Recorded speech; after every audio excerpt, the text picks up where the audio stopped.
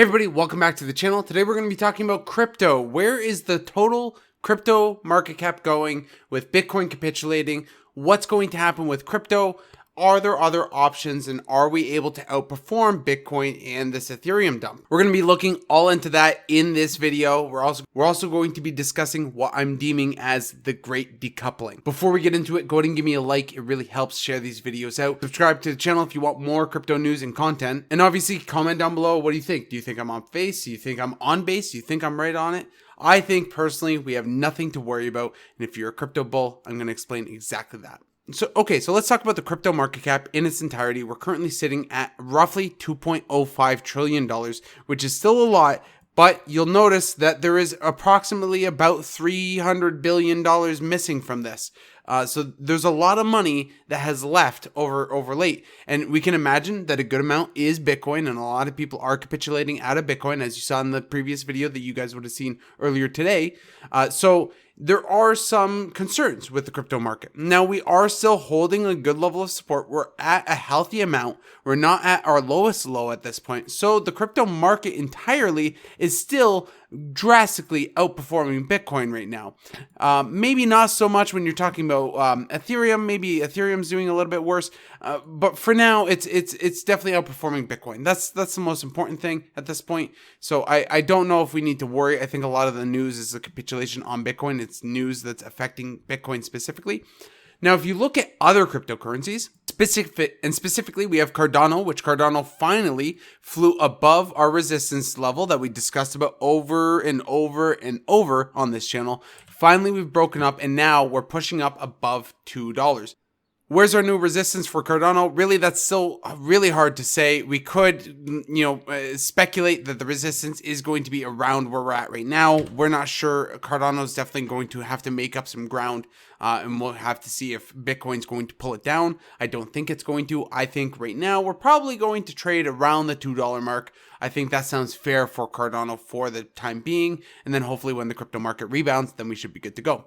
In terms of Polkadot, now we have seen us regress back into this channel that we've discussed. Now, again, this isn't overly concerning. I'm hugely bullish on what's happening with Polkadot and the Polkadot system. I've been playing and providing liquidity on PSwap. If you aren't on PSwap, I highly recommend that you get on there. The bridge might take a couple minutes, maybe 45 minutes. Some people claim that it's an hour. I noticed that with some friends. I told them to shut off their VPN, and typically it worked. So if you are having problems bridging over to PSwap, I would shut down your VPN. I do know that there are more bridging options coming to PSwap, so that's going to be exciting for the people that don't want to pay gas fees right now, which I know are hugely ridiculous for Ethereum gas fees to bridge over.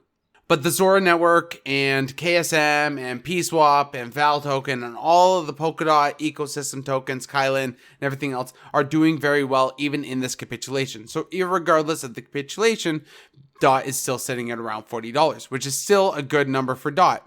KSM, now we've talked about this numerous times on the channel. You guys know that I'm a huge KSM bull, where it's going to go in the long term, and it's integral for Polkadot and testing a lot of things before they go live on the Polkadot ecosystem. Plus, it has its own fantastic developer code base. So I'm super excited where the ecosystem for KSM is going to go irregardless. But we've talked numerous times that we wouldn't see a KSM below $400. And of course, now we're up in the echelon of never again seeing that $400. So I think this time I'm probably safe in actually saying it this time, opposed to this massive capitulation that I kind of just shoved my foot in my mouth numerous times saying it. But I think this time's for real, guys. Seriously.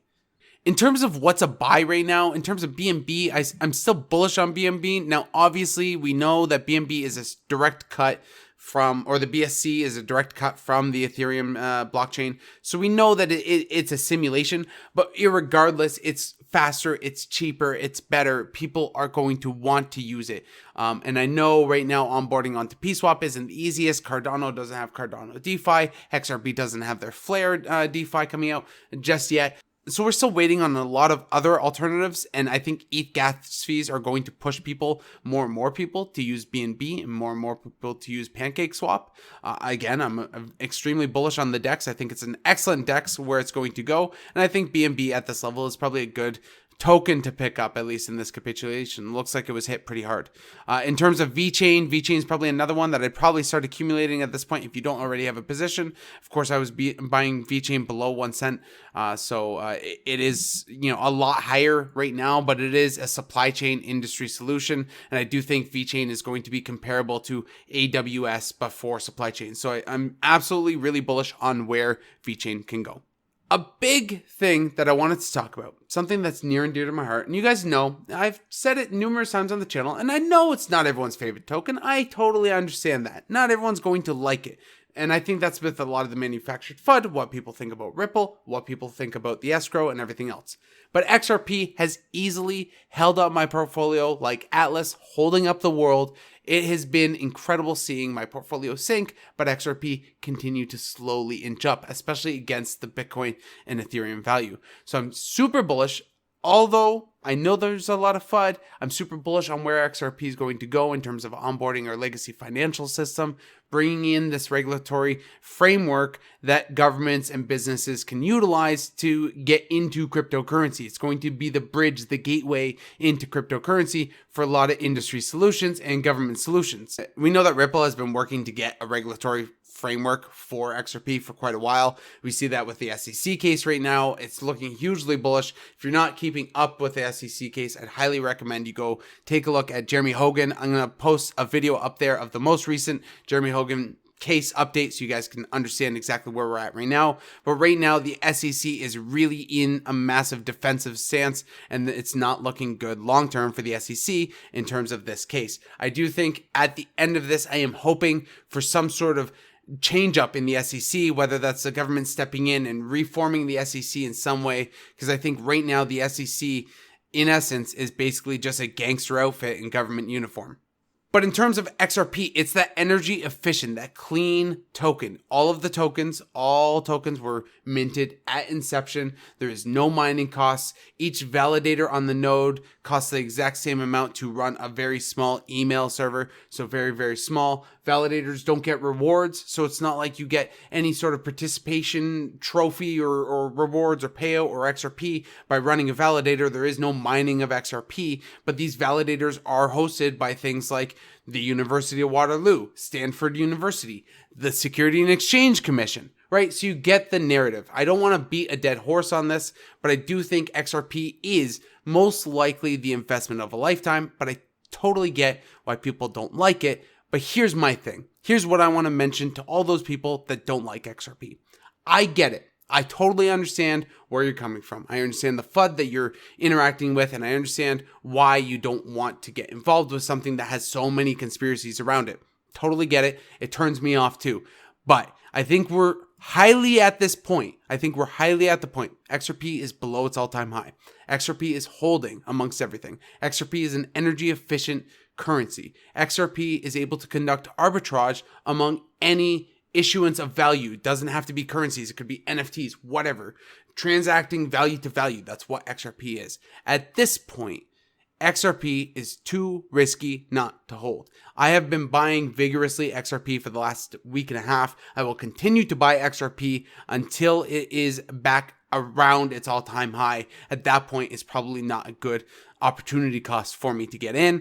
Again, just to give you guys a perspective of what I'm saying and what I'm speaking about is XRP. My dollar cost average for XRP is around 23 cents. So you can imagine how bullish I am if I'm now buying at $1.50. That's a pretty big deal, and I'm super excited where XRP is going to go. And I think at the most, if Bitcoin keeps tanking, keeps capitulating, and then we get a clarity from the SEC case, and then we get regulatory framework coming for XRP, what on earth do you think is going to happen? Listen, I don't want to make the video saying that I told you so I don't want to make that video. Go buy a little bit of XRP. That's it. Tuck it under your pillow. Don't think about it. Hold the scam coin and see what happens. And I promise you, you'll be pleasantly surprised. If not in this bull market, then in the next one. In terms of everything else, obviously ETH is going on a bit of a downturn, but again, I wouldn't be too terribly concerned with where the crypto market's going to go in the short term. I think even if we do go on an extended downturn, just like my Bitcoin video, I think we're going to make the trend up. I think cryptocurrency itself will probably do a better rebound. And the reason why I think that is what I call the great decoupling. This is the decoupling from Bitcoin dominance. Bitcoin dominance is currently sitting at 38.6%. Ethereum dominance is down from the 19%, so it's at 18.5%. My portfolio is outperforming both Ethereum and Bitcoin at this point, and I hope that a lot of you guys should be doing that as well. The big goal in this market here is to be outperforming not only Bitcoin, but Ethereum as well. If you're able to outperform those two cryptocurrencies, you're doing well, or you're doing at least better than the people that just hold Bitcoin and just hold Ethereum. So that should be your benchmark, your goal. You can check that in Blockfolio. Just switch the price of Bitcoin and track it on the daily and make sure that you're going up in Sats or going up in Ethereum.